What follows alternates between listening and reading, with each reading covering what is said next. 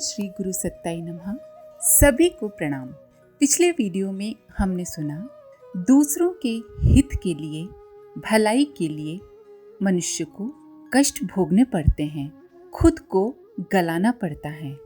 पति पत्नी को अच्छे कार्यों में एक दूसरे का श्रद्धा और प्रसन्नता पूर्वक सहयोग करना चाहिए और दोनों में से एक यदि गलत मार्ग पर चला जाए तो दूसरे का कर्तव्य है कि उसे सही मार्ग पर लाएं। सभी को अपनी आय का एक अंश सत् कार्यों में नियमित रूप से लगाते रहना चाहिए। समाज में अनीति न पनपे, इसके लिए सिर्फ शासन ही नहीं, आम आदमी को भी जागरूक रहना चाहिए और गलत कार्यों का विरोध करना चाहिए। सादगी मनुष्यता का गौरव है।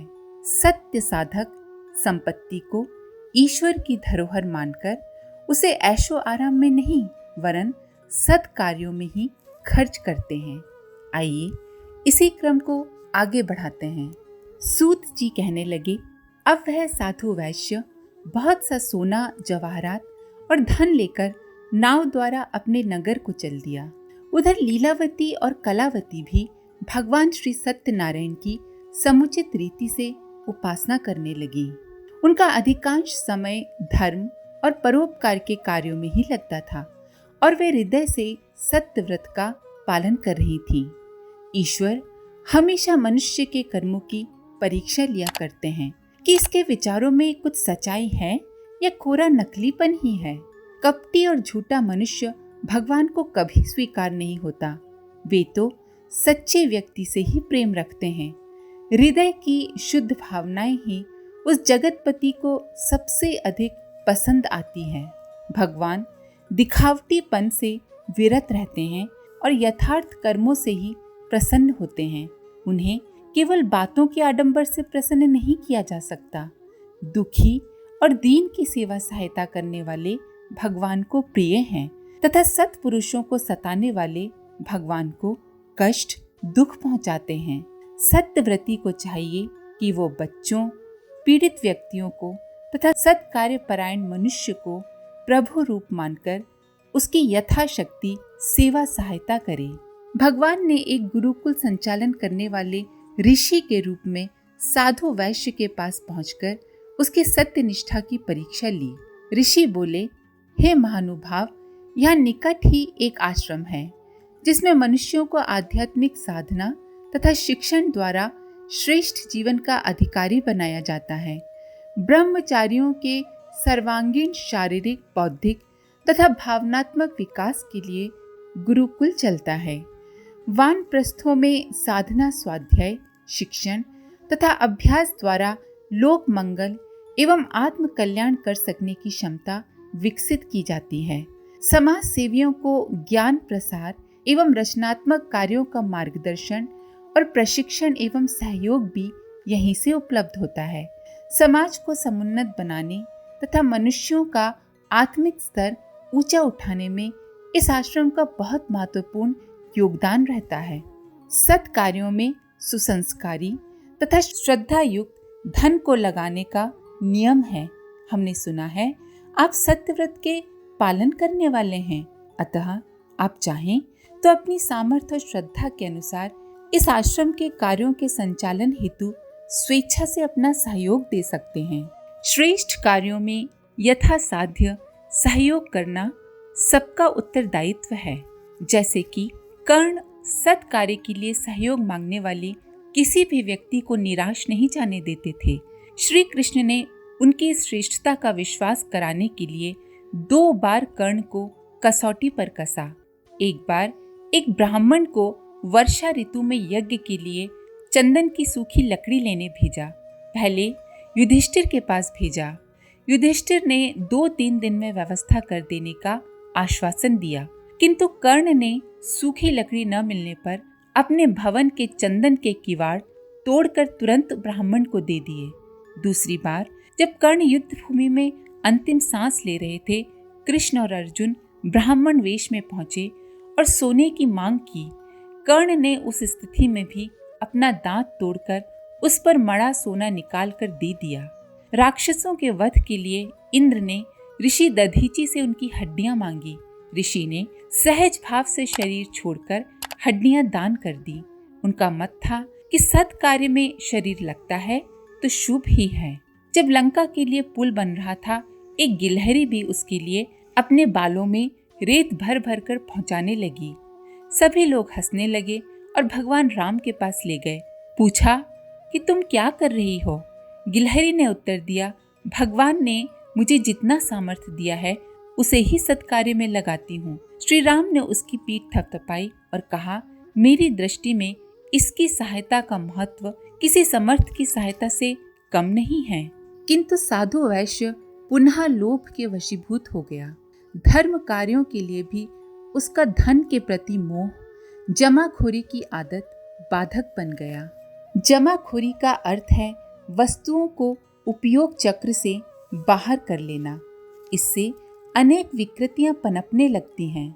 मेरे लिए कम न पड़ जाए, इस कामना से प्रभावित मनुष्य अकारण संचय में लगकर अपना और समाज का संतुलन बिगाड़ देता है। ऐसे व्यक्ति को इस अनीति का दंड भोगना ही पड़ता है। हिरण्याक्ष नामक राक्षस की दृष्टि धन पर ही जमी रहती थी।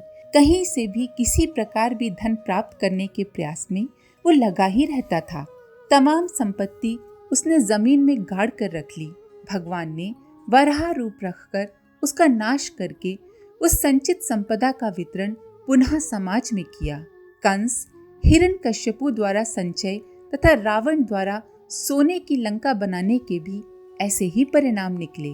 शहद की मक्खी बहुत अधिक संचय करती है, फलस्वरूप उसके छत्ते पर लोगों की निगाह लगी ही रहती है और वे समय पाते ही उसके छत्ते को नष्ट करके शहद प्राप्त कर लेते हैं। धन संचय करने वालों द्वारा भी समाज में इस प्रकार की अपहरण की वृत्ति को बढ़ावा मिलता रहता है।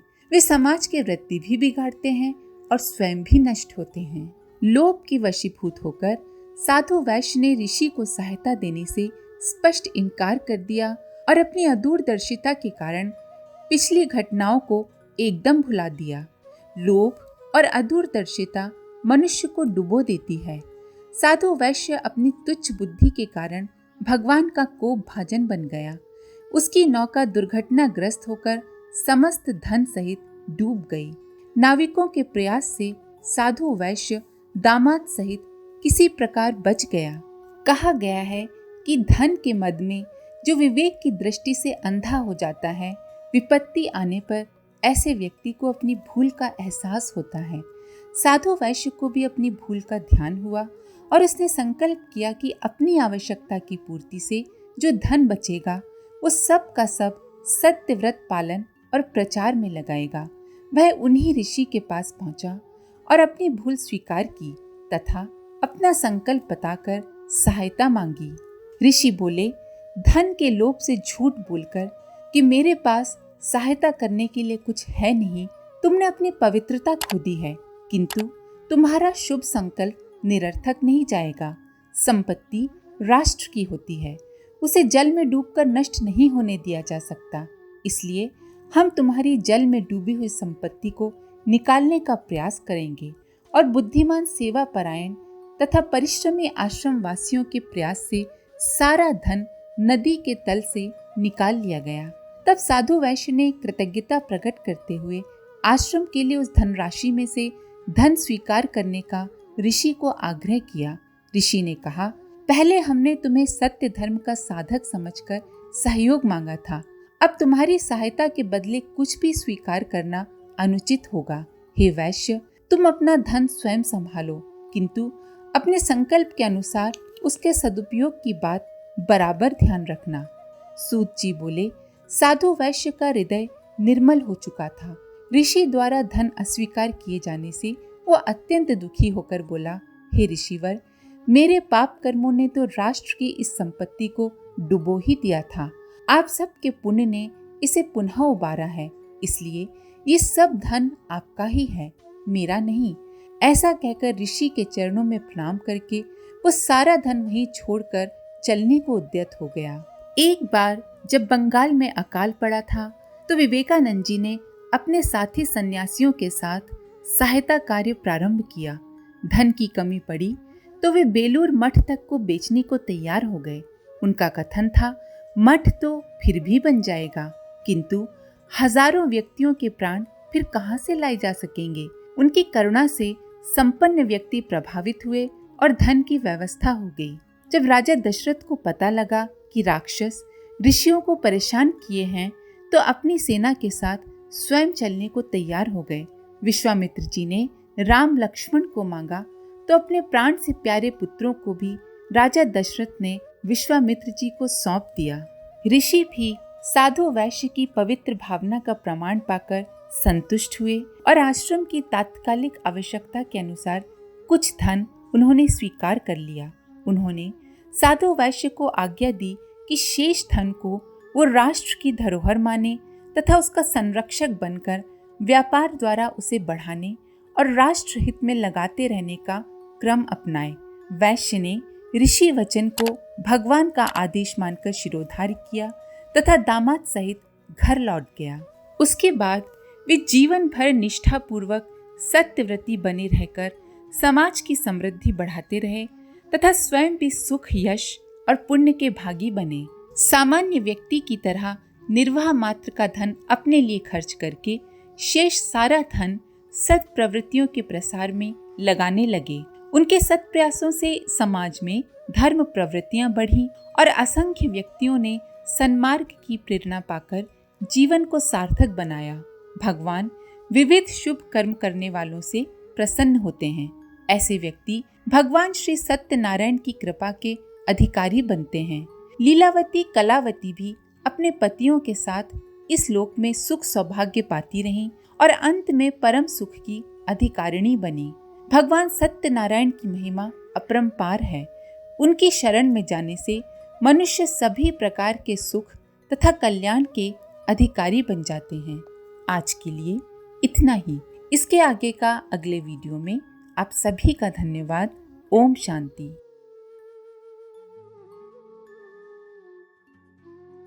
हमारे YouTube चैनल को सब्सक्राइब करें और बेल आइकन को दबाकर ऑल पर क्लिक करें ताकि आने वाले सभी वीडियोस की नोटिफिकेशन आपको मिलती रहे।